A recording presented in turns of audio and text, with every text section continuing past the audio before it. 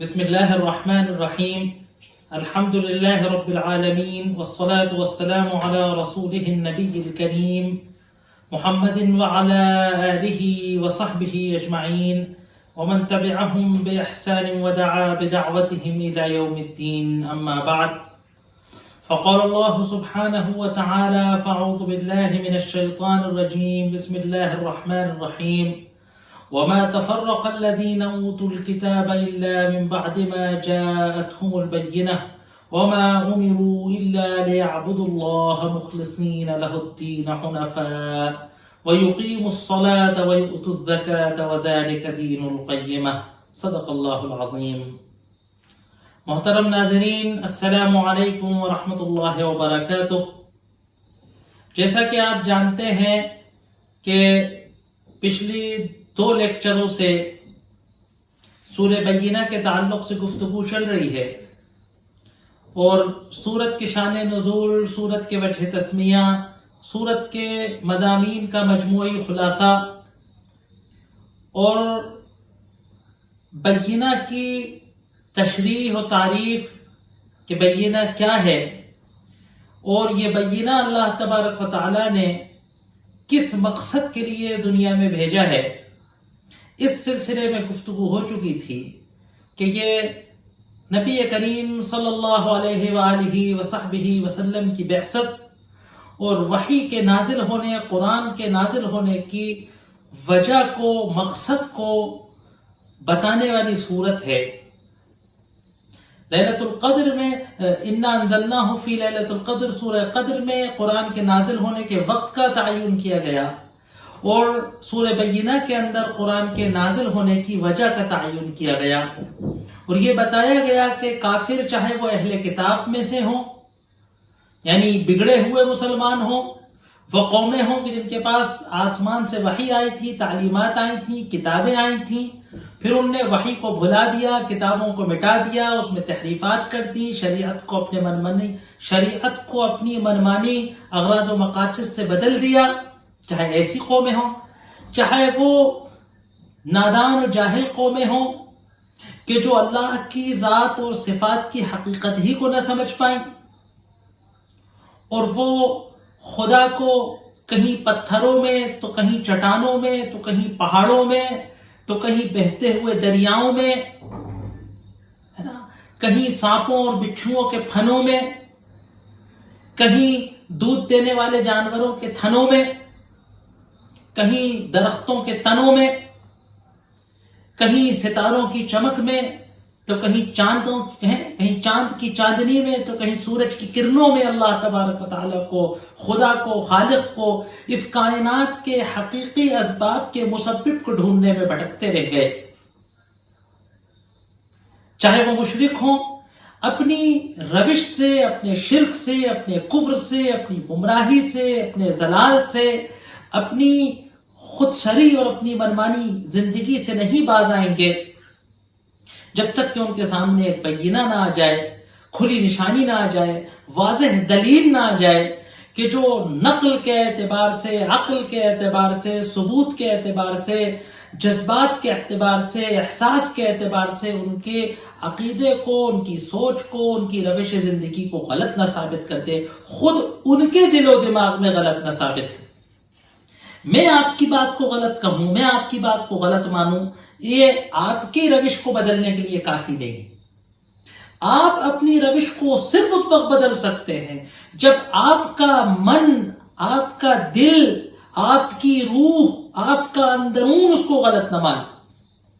آج ہم سینکڑوں دعوتی تحریکیں چلا رہے ہیں، دعوت کے کام کر رہے ہیں، لیکن ہماری دعوت میں اثر کیوں نہیں ہو رہا؟ کیونکہ ہم مدعو کو، جس کو ہم دعوت دے رہے ہیں، اس کے دل کو ہم اس بات پر مطمئن نہیں کر پاتے ہیں کہ اس کے سوچنے کا طریقہ جو ہے وہ غلط ہے، اس کے زندگی، اس کے جینے کا جو ڈھنگ ہے وہ غلط ہے، اور ہم اس کو اس بات پر آمادہ نہیں کر پاتے ہیں، ہم اس کو اس بات کا یقین نہیں کرا پاتے ہیں کہ ہمارا زندگی کے بارے میں جو سوچنے کا نظریہ ہے وہ صحیح ہے، ہمارے جو جینے کا ڈھنگ ہے وہ صحیح ہے. تو یہ ہے کہ جب تک ایسی دلیل کھلی نہ آ جائے کہ وہ خود اپنے روش زندگی کو غلط نہ مان لیں، وہ اپنی روش کو اپنے طریقے سے، اپنے کفر سے، اپنے شرک سے، اپنے گمراہی سے باز آنے والے نہیں۔ اب یہ بینہ کیا ہے؟ اللہ نے بتا دیا کہ رسول من اللہ یتلو صحفا مطہرہ، اللہ کا ایک ایسا پیغمبر، اللہ کا ایک ایسا قاصد، اللہ کی طرف سے بھیجا ہوا ایک ایسا داعی، اللہ کی طرف سے بھیجا ہوا ایک مشعل راہ لے کر نور کی ہدایت دینے والا، صراط مستقیم پر چلانے والا، صراط مستقیم پر چل کر دکھانے والا، ہاتھ پکڑ کر صراط مستقیم پر لے جانے والا، صراط مستقیم کو سکھانے والا آ جائے۔ وہ کرتا کیا ہو؟ وہ کیا وہ کرشموں سے نور دکھاتا ہو؟ کیا وہ سینے سے لگا کر ہدایت دے دیتا ہو؟ نہیں، یتلو صحفا مطہرہ، اس کو ایک پیغام دے کر بھیجا گیا، اور وہ کیا ہے؟ وہ ایک پاکیزہ، وہ ایک پاک صحیفہ ہے، پاک صحف ہے، فیہا کتب قیمہ، جس کے اندر بیش قیمتہ نگارش تحریرات موجود ہے، لکھی ہوئی ہدایات موجود۔ یہاں تک تو بات ہو گئی تھی، اور جو نقطے کی بات تھی، جو آپ کو یاد رکھنے کی بات تھی، وہ یہ تھی کہ بینہ رسول اور قرآن ملا کر بینہ ہے، تنہا رسول بینہ نہیں، تنہا قرآن بینہ نہیں۔ قرآن بینہ اس وقت بنا کہ جب رسول نے اس کو پڑھ کر سنایا، یتلو علیہم صحفا مطہرۃ فیہا کتب قیمہ۔ دوسری بات جو یہاں بات تھی کہ قرآن کو اللہ تبارک و تعالیٰ نے یہاں جب سامان ہدایت بتایا، اس کو بینہ بتایا، اور اس کی دو اہم ترین خصوصیتیں بتائیں کہ وہ پاکیزہ و طاہر بھی ہے، اور قیمہ، انتہائی قیم، قیمتی، مناسب، راہ راست پر چلانے والے مناسب طریقہ زندگی پر بھی مشتمل ہے نا۔ قیمہ میں قیمتی بھی آ جائے گا، قیمہ میں معتدل بھی آ جائے گا، قیمہ میں جو ہے وہ آتھینٹک، اتھارٹی جس کے اندر ہو۔ اب یہاں ایک اور بات پیش کی جا رہی ہے کہ وما تفرق الذین اوتوا الکتاب الا من بعد ما جاءتهم البینہ۔ اب یہ بڑی اہم بات ایک پیش کی جا رہی ہے، جس کا ایک پہلو تاریخی تناظر میں ہے، اور ایک پہلو اس کا دعوتی تناظر سے ہے۔ وما تفرق الذین اوتوا الکتاب، اور نہیں بھٹکے، تفریقہ کہا جاتا ہے بکھرنے کو، جدا ہونے کو۔ وما تفرق الذین اوتوا الکتاب، اور نہیں بھٹکے تھے اہل کتاب، نہیں چھوڑی اہل کتاب نے روش حق کو، مگر بعد ما جاءتهم البینہ، مگر اس کے بعد کہ جب ان کے پاس بینہ آ گیا۔ اب اس کی دو تین تشریحات کی گئی ہیں، اور وہ سبھی تشریحات موضوع کے اعتبار سے مناسب ہیں، ممکن ہے۔ ایک تشریح تو یہ کی گئی ہے کہ جو پس منظر سے بہت میل کھاتی ہے کہ وما تفرق الذین اوتوا الکتاب، کہ نبی کریم صلی اللہ علیہ وآلہ وصحبہ وسلم کے مسئلے پر تمام اہل کتاب متفق تھے، تمام یہودی اور عیسائی اس بات پر متفق تھے کہ آخر الزمان میں، بلکہ یوں کہیے کہ تمام انبیاء کے متبعین کے جن پر ان کے نبیوں نے آ کر پیغامبروں نے جو ان کو پیغام دیا تھا، تمام انبیاء کے متبعین اس بات پر متفق تھے کہ آخر الزمان میں، آخری زمانے کے اندر خاتم النبیین آئے گا، ختم نبوت لے کر آئے گا، اور تمام اہل کتاب کے پیروکاروں کو، تمام انبیاء کے متبعین کو، اگر ان کو اس پیغمبر کا رسالت ملتی ہے تو ان کو اس کے پیغام پر قبول کرنا ہوگا۔ یہ ہر نبی کی ہدایت تھی، اور تمام انبیاء کے متبعین اس بات پر متفق تھے، اور وہ اس خاتم النبیین کا، اس نبی آخر الزمان کا انتظار کر رہے تھے۔ لیکن جب سرور کائنات محمد صلی اللہ علیہ وسلم اپنے ختم رسالت کے ساتھ جلوہ افروز ہوئے، اور وہ اس بینہ کو قرآن کے ساتھ پیش کیا، تو اب یہودیوں نے اس میں اختلاف کیا، بکھر گئے۔ کچھ یہودی، کچھ اہل کتاب کے جو اہل حق تھے، جیسے عبداللہ ابن سلام، ورقہ ابن نوفل، نجاشی وغیرہ، اور ان کے علاوہ بہت سارے، وہ ایمان لے آئے، وہ آپ کو پہچان گئے۔ ان نے آپ کا اعتراف کر لیا. اور بہت سارے وہ یہودی کہ جو خود سری میں مبتلا تھے، سرکشی میں مبتلا تھے، جو اپنے قومی تعصب میں مبتلا تھے، جو تکبر و غرور کا شکار ہو گئے تھے، جو حسد کا شکار ہو گئے تھے، جو آپ کو پہچان کر بھی آپ کے منکر ہو گئے تھے، تو نہیں انکار کیا اہل کتاب نے، مگر یہ کہ ان کے پاس بینہ آ جانے کے بعد. اب جو بات میں نے اس سے پہلے والے محاضرے میں لیکچر میں کہی تھی کہ نبی کریم صلی اللہ علیہ وسلم کے آنے سے پہلے والے کا اہل کتاب کی گمراہی معاف ہے، کیونکہ ان پر بینہ قائم نہیں ہوا تھا، ان پر ثبوت قائم نہیں ہوئے تھے، اس لیے وہ سزا کے مستحق نہیں ہوئے. لیکن وہ اہل کتاب کہ جن پر قرآن پیش کر دیا گیا، نبی پیش کر دیا گیا، اور ان کی کتاب میں جتنے اشارے تھے، جتنی ایویڈنس تھی، جتنی شہادتیں تھیں خاتم النبیین کو پہچاننے کی، وہ سب ان نے نبی کریم صلی اللہ علیہ وسلم میں دیکھی. پھر سرکشی کے اندر، انکار حق کے اندر اس نبی کا انکار کیا تو ان پر ثبوت فرد جرم کا ثابت ہو گیا. اسی لیے پھر اگلے فقرے کے اندر کہ ان الذین کفروا من اہل الکتاب والمشرکین فی نار جہنم، ان کی سزا سنائی جا رہی. دوسری تشریح اس کی یہ ہے کہ وما تفرق الذین اوتوا الکتاب، اور نہیں جدا ہوئے اپنے راہ راست سے اہل کتاب، مگر یہ کہ ان کے پاس بینہ آ گیا تھا. یعنی یہودی نہیں گمراہ ہوئے مگر یہ کہ تورات ان کے پاس موجود رکھی تھی. عیسائی نہیں گمراہ ہوئے مگر یہ کہ حضرت عیسیٰ کی تعلیمات حواریوں کے پاس موجود تھی. اشارہ یہ ہے کہ خالی اس بینہ کا آ جانا یا کسی قوم پر کتاب کا اتر جانا اس کی صلاح کے لیے، اس کی فلاح کے لیے، اس کی کامیابی کے لیے کوئی گارنٹی کا دستاویز نہیں ہے. یہاں تک کہ وہ اس بینہ کو سمجھے، اس بینہ کو قبول کرے،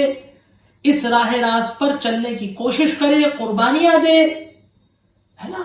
خیر البریہ بننے کی جب تک وہ کوشش نہیں کرے گا، خالی اس کتاب پر تکیہ کر کے، خالی اس کتاب کو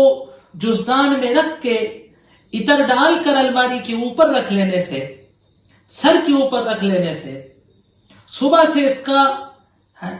سے دکانوں پر، فیکٹریوں پر، کارخانوں کے اندر اس کا سی ڈی بجا دینے سے، ایک بھاڑے کا حافظ رکھ کر اس کو دکان پر برکت کے لیے پڑھوا لینے سے کام نہیں چلے گا. جب تک اس کے بینہ کو محسوس نہیں کیا جائے گا، اس کی ثبوت کی روشنی کو، اپنی زندگی کو اس سے منور نہیں کیا جائے گا، خالی کتاب ہاتھ میں آ جانا کافی نہیں ہے. کیونکہ اہل کتاب نہیں گمراہ ہوئے، نہیں وہ اپنے دین سے جدا ہوئے، نہیں وہ حق سے بکھرے، نہیں ان کے اندر تفرقہ ہوا، نہیں ان نے دین کے اندر تبدیلیاں کی، نہیں وہ بدعتوں اور فرقوں میں بدلے، مگر یہ کہ بینہ، مگر یہ کہ اہل کتاب، مگر یہ کہ آسمانی وحی ان کے پاس موجود تھی. اس کے باوجود یہ سب تو ایک اشارہ ہے، ہلکا سا تلمیح ہے اس کے اندر اس بات کی کہ جن کو یہ قرآن دیا گیا ہے ان کو یہ تاکید کی گئی ہے کہ بینہ کے ایک بار آ جانے کے بعد اس میں پھر شک و شبہ کرنا، اس میں تردد و تذبذب کرنا، اس کے اندر تفرقہ کرنا، اس کے اندر میخیں نکالنا، یہ انسان کو گمراہ کر دینے کے لیے کارگر رہے گا. تو پہلی والی تشریح بھی ہے کہ نہیں تفرقہ کیا اہل کتاب نے، مگر یہ کہ ان پر کہ نبی کریم صلی اللہ علیہ وسلم کے بعد سے انکار نہیں کرتے، مگر یہ کہ بینہ آ جانے کے بعد جب تک بینہ نہیں آیا تھا جب تک تو وہ انتظار کرتے تھے. بلکہ جو تاریخی شواہد ملتے ہیں کہ وہ قدیم زمانے میں مدینے کے اندر جو یثرب ہوا کرتا تھا، وہاں آ کر یہ قبیلے آباد ہی صرف اس لیے ہوئے تھے کہ تورات کی پیشن گوئیوں کے اعتبار سے اور کتب سابقہ کی پیشن گوئیوں کے اعتبار سے آخری نبی کے آنے کی جو زمین ہے وہ یہ زمین ہے، تو ہم یہاں آباد ہوں گے تاکہ جب وہ آئے تو ہم، اور ہم نہیں تو ہماری نسلیں اس پر ایمان لائیں. لیکن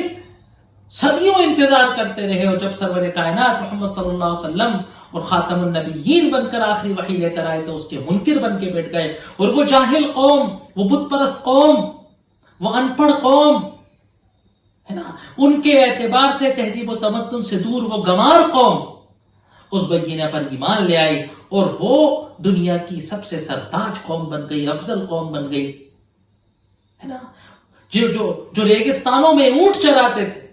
وہ دنیا میں تہذیب و تمدن کے، ثقافت کے، علم کے پیغمبر اور رہبر بن گئے۔ وہ کہ جو بکھرے ہوئے قبیلوں میں چند قبیلوں کو آرگنائز کر کے ایک الائنس نہیں بنانے کی حیثیت رکھتے تھے، وہ قیصر و کسریٰ کی حکومتوں کے وارث بن گئے۔ یہ اس بینہ کو اپنانے کا نتیجہ تھا، اور وہ کہ جو تہذیب و تمدنوں کے، جو صدیوں کے ملت ابراہیمی کے وارث بنے پھرتے تھے ہے نا، وہ گمراہ ہو کر ذلت و خواری کا شکار ہوئے۔ وَمَا أُمِرُوا إِلَّا لِيَعْبُدُوا اللَّهَ مُخْلِصِينَ لَهُ الدِّينَ حُنَفَاءَ وَيُقِيمُوا الصَّلَاةَ وَيُؤْتُوا الزَّكَاةَ وَذَلِكَ دِينُ الْقَيِّمَةِ۔ اب قرآن کہہ رہا ہے کہ جو اس پیغمبر سرور کائنات محمد صلی اللہ علیہ وسلم نے جو دین پیش کیا، جو دعوت پیش کی ان اہل کتاب کو، اگر غور کرا جائے، اگر تدبر کیا جائے تو اس دعوت میں کوئی ایسی چیز تو تھی نہیں کہ جس سے یہ اہل کتاب ایسے بتکیں، جس کو ماننے میں اہل کتاب کو اتنا تحمل ہو، کیونکہ یہ تو وہی دعوت تو تھی، یہ وہی دعوت تو تھی کہ جو انبیاء آج تک دیتے چلے آئے ہیں۔ شرع لکم من الدین ما وصی بہ نوحا، ہم نے تمہیں دین میں سے تمہارے لیے وہ بنایا، وہ مشروع کیا کہ جو نوح کو دیا، جو ابراہیم کو دیا، جو موسیٰ کو دیا، جو عیسیٰ کو دیا، جو یحییٰ کو دیا، جو کتنے انبیاء کا نام لیا۔ اور اسی لیے اللہ تبارک و تعالیٰ نے ایسے مقامات پر بنی اسرائیل کے انبیاء کے نام گنائے، اور ان متفق علیہ انبیاء کے نام گنائے کہ جو تمام آسمانی کتابوں میں جن کو نبی گردانا گیا ہے نا۔ تو یہ وحدت ادیان کا مطلب یہ نہیں کہ آج کے سب دین ایک ہے، یعنی آسمان سے جو دین ہے وہ ایک ہے، پہلے دن سے جو دین ہے وہ اسلام ہے۔ سماکم المسلمین من قبل وفی ھذا، مسلمان تمہارا نام ہے، اس سے پہلے کی ملتوں میں بھی تمہارا نام اللہ نے یہی رکھا تھا، وفی ھذا، اور اس ملت میں بھی تمہارا نام یہی ہے، مسلمان۔ تو دین اسلام وہ دین ہے کہ جو حضرت آدم علیہ السلام کو دیا گیا تھا، اور قیامت تک جو بھی کوئی ایک انسان بھی ہستی وجود میں حق ماننے والا، حق کا کلمہ پڑھنے والا، حق گوہ اور حق ماننے والا ہوگا تو وہ مسلمان ہوگا۔ تو وما امروا، نہیں ان کو حکم دیا گیا تھا، الا، سوائے اس کے، کئی جگہ قرآن نے اس بات کو بیان کیا ہے کہ آخر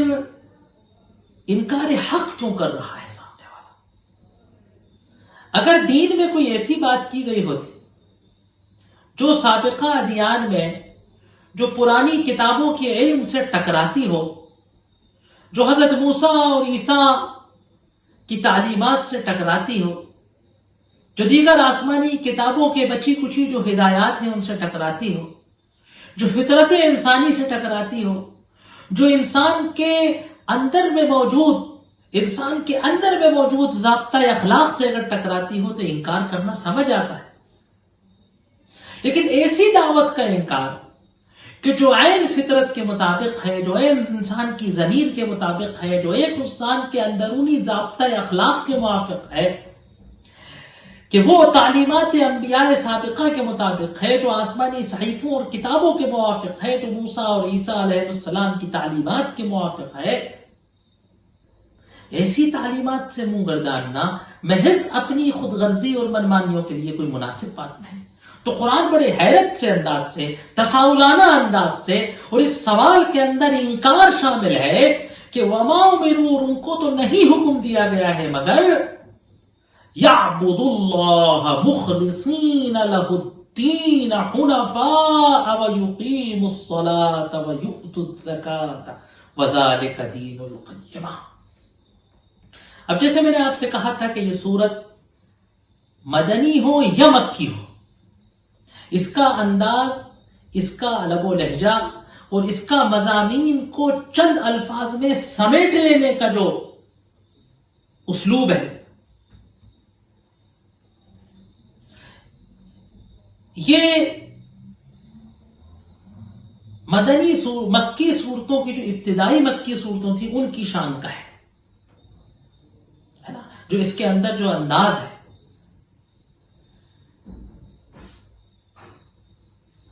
تو اب یہاں ایک غور کرنے کی بات ہے کہ دیکھیے، انداز تو یہ خالی اہل کتاب پر نکیر کی جا رہی ہے کہ وہ تعلیمات قابل انکار نہیں ہے، تم ان سے انکار کیوں کر رہے ہو. لیکن یہاں بہت مختصر انداز میں، بڑے جس کو کہتے ہیں نا کہ سمندر کو کوزے میں بند کر دینے والے بلاغت میں، اسلام کا دین کی بنیادی ارکان کا تعارف ہے. الا لیعبد اللہ، کیا ہے دین کی حقیقت؟ اسلام کی پوری دعوت کیا ہے کہ یعبد اللہ، اللہ کی عبادت کریں. اس سے پہلے ایاک نعبد کے سلسلے میں سورہ فاتحہ پہ جب گفتگو کی تھی، وہاں عبادت کا حقیقی جو تصور ہمارے دل و دماغ میں آنا چاہیے اس کے تعلق سے کچھ گفتگو ہوئی تھی، اس کی طرف کچھ اشارے کیے گئے تھے کہ کچھ عربی کے الفاظ اردو زبان کے اندر ماخوذ ہو گئے ہیں، وہ اردو کا حصہ بن گئے ہیں. لہٰذا اردو دا سامع جب ان کو عربی میں سنتا ہے تو اس کے دل و دماغ میں اس لفظ کے وہی معانی کا تصور کا کھنچتا ہے جو اردو میں اس کا مطلب ہے. لہٰذا بعض وقت ہم قرآن کے بعض مفہوم اور احادیث مطہرہ کے بعض مضامین کو پورے طریقے سے نہیں ذہن نشین کر پاتے ہیں. انہی الفاظ میں سے ایک لفظ عبادت ہے. اردو میں اس کا تصور چند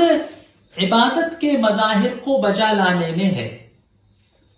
جبکہ عربی زبان میں لفظ عبادت عبودیت سے، عبد سے، غلام سے، غلامی سے بنا ہے. یعبد اللہ، ان کو نہیں حکم دیا گیا ہے مگر صرف اس بات کا کہ اللہ کی غلامی کریں. اللہ کے علاوہ کسی کی غلامی نہیں کریں، اللہ کے علاوہ کسی کا حکم نہ بجا لائیں، اللہ کے علاوہ کسی کی اطاعت نہ کریں. اللہ کے علاوہ کوئی ہستی دنیا کے وجود میں ایسی نہیں ہے کہ بغیر چوں چرا، بغیر کیوں اور کیا کسی کی اطاعت کی جائے، بات کو مانا جائے، اس کی غلامی کی جائے. اس کی خوشنودی کو حاصل کرنے کے لیے، اس کی خوشنودی کو حاصل کرنے کے لیے اپنا سب کچھ لٹا دیا جائے. کوئی ہستی ایسی کسی کی خوشنودی حاصل کرنے کے لیے ہم اگر اپنی جان و مال کو لٹا رہے ہیں، ہم اگر کسی کی بے چوچرا، بلا سبب پوچھے، بلا وجہ پوچھے کسی کے حکم کی اطاعت کر رہے ہیں، تو یہ غلامی کے مترادف ہے. اور ہمیں حکم دیا جا رہا ہے الا لیعبد اللہ، مگر یہ کہ صرف اللہ کی عبادت کریں، صرف اللہ کی غلامی کریں. وہ کیسے کریں؟ مخلصین لہ الدین، خالص اس کے لیے دین کو کرتے ہیں. تو دیکھیے، پہلی بات تو کیا پتہ چلی کہ ہمیں حکم دیا گیا ہے کہ ہم عبادت کریں اللہ کی غلام. کہا اللہ نے وما خلقت الجن والانس والجن الا لیعبدون، عبادت کے لیے پیدا کیا. ہمارا مقصد تخلیق ہی ہے کہ ہم اللہ کی غلامی کریں، انفرادی زندگی میں بھی اللہ کی غلامی کریں، اجتماعی زندگی میں بھی اللہ کی غلامی کریں.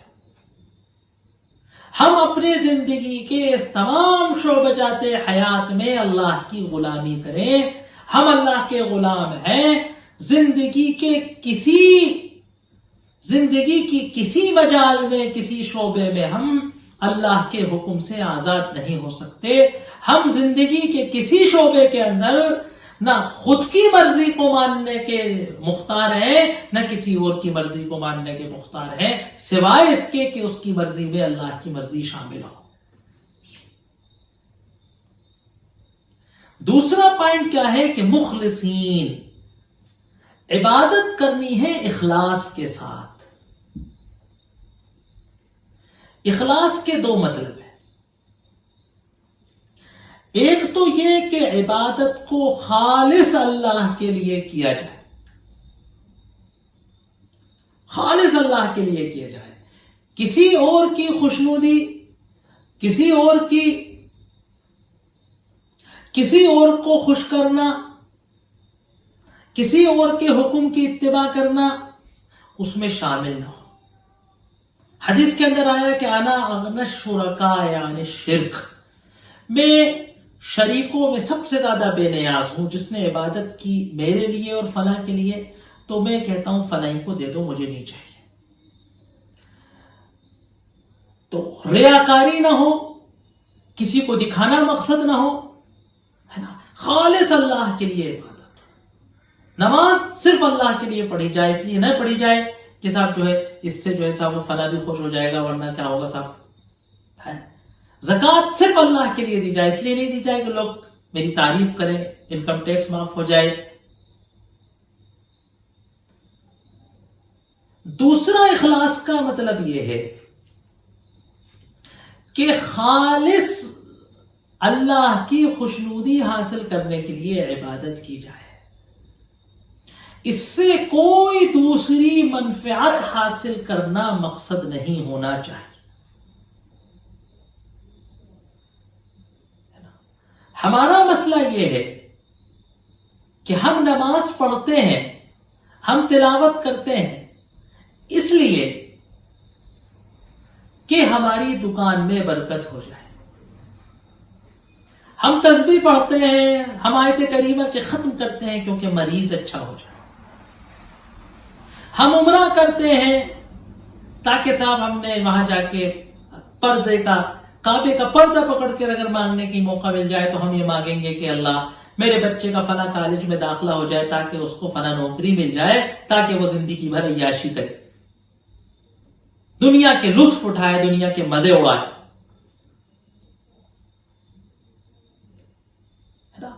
تو ہم عبادت کرتے ہیں مریض کو اچھا کرنے کے لیے، دولت حاصل کرنے کے لیے،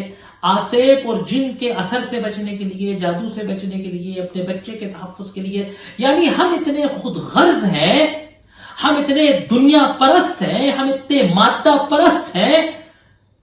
کہ ہم عبادت بھی کرتے ہیں تو اسی دنیا میں کچھ حاصل کرنے کے لیے، اسی دنیا کی کسی برائی سے بچنے کے لیے، اللہ کی خوشنودی، اللہ کی مرضی کو بجا لانا، اللہ کی رحمت کو دعوت دے دینا، اللہ کو خوش کر دینا، اللہ کو راضی کر لینا، اللہ کے حکم کو بجا لانا ہمارے خیال و تصور میں نہیں ہوتا۔ مخلصین، خالص اس کے لیے دین کو کر دے۔ اب ایک بہت بڑی بحث یہ ہے، وقت تھوڑا ہے، کہ دین کیا ہے؟ دانا یا دین و دینا، دین ہے چلنے کی پد، چلنے کی روش، دستور، قانون، خالص قانون زندگی، خالص روش زندگی، خالص اصول زندگی، خالص ضوابط زندگی، خالص سیاست کے اصول، معاش کے اصول، معاشرے کے اصول، تمدن کے اصول، فکر کے اصول، نظر کے اصول، نگاہ کے اصول، سب خالص اللہ کے بتائے ہوئے کر دیے جائے، مخلصین لہ الحنفاء۔ دیکھیں اتنی تاکید کی جا رہی ہے توحید کی، اور توحید خالی یہ نہیں کہ اللہ ایک ہے، اللہ ایک ہے اپنی ذات میں، اپنی صفات میں، اپنے اختیارات میں، اپنی قدرات میں، اپنی حاکمیت میں، اپنی اطاعت میں، اپنی غلامی میں۔ صرف وہی خدا موجود ہے، صرف وہی خدا قادر ہے، صرف وہی خدا یکتا ہے، صرف وہی خدا خصوصیتوں کا حامل ہے، صرف وہی خدا غلامی کے لائق ہے، صرف وہی خدا اطاعت کے لائق ہے، صرف اسی خدا کی غلامی کرنی ہے، صرف اسی خدا کی اطاعت کرنی ہے، صرف اسی خدا کی پوجا کرنی ہے، صرف اسی خدا کے سامنے سر جھکانا ہے، صرف اسی کی بات ماننی ہے، صرف اسی کو راضی کرنا ہے، صرف اسی کو خوش کرنا ہے، صرف اسی کے لیے کمانا ہے، صرف اسی کے لیے گمانا ہے، صرف اسی کے لیے جینا ہے، صرف اسی کے لیے مرنا ہے۔ مخلصین لہ الدین حنفاء، بالکل راہ راست پر، نہ ادھر دیکھے نہ دائیں دیکھے نہ بائیں دیکھے، بالکل سیدھا. حنیف کہتے ہیں بالکل سیدھا راہ راست پر، جو اتنا سا بھی ذرے کے برابر بھی ادھر ادھر نہ بھٹک پائے. وَيُقِيمُ الصَّلَاةَ وَيُؤْتُ الزَّكَاةَ، وَيُقِيمُ الصَّلَاةَ، اور نماز قائم کریں. دیکھیے جو عبادت کے مظاہر ہیں، نماز بدنی عبادت کہ پورا جسم سر سے پاؤں تک اللہ کے سامنے غلاموں کی طرح پڑا رہتا ہے. یہ نماز سب سے بڑی غلامی کی پریکٹس ہے. ہاتھ باندھ کے غلام گردن جھکا کے آقا کے سامنے کھڑا ہے حکم کے انتظار میں. یہ چہرہ انسان کی سب سے مشرف چیز، یہ پیشانی انسان کی سب سے مشرف چیز، مٹی سب سے نیچی چیز ہے نا. اس پیشانی کو زمین پر اللہ کی چوکھٹ پر پٹک دیا جاتا ہے. وَيُؤْتُ الزَّكَاةَ، زکوٰۃ مالی عبادت، اور زکوٰۃ ادا کریں، غریبوں کا حق ادا کریں. مال، جان و مال دونوں اللہ کے حکم کے اشارے پر رکھیں. وَذَلِكَ دِينُ الْقَيِّمَةِ، یہ ہے قیمتی دین، یہ ہے قائم رہنے والا دین، یہ ہے استواری والا دین ہے نا. تو دیکھیے وہاں آیا تھا کتب القیمہ، اور یہاں آیا ذَلِكَ القیم، ذَلِكَ دِينُ الْقَيِّمَةِ، یہ ہے قیمتی دین. تو یہ قیمہ دین تمام انبیاء نے اس کی دعوت دی، اس نبی نے بھی اس کی دعوت دی. اس قیمہ دین سے، اس فطرت کے دین سے، اس انسان کی روح کو اندر سے اپیل کرنے والے دین سے انکار کرنے کی کوئی وجہ نہیں سمجھ آتی، سوائے اس کے کہ انسان سرکشی کو اس نے اپنے اوپر لاد لیا ہے. اور ایسا انسان کہ جو اس واضح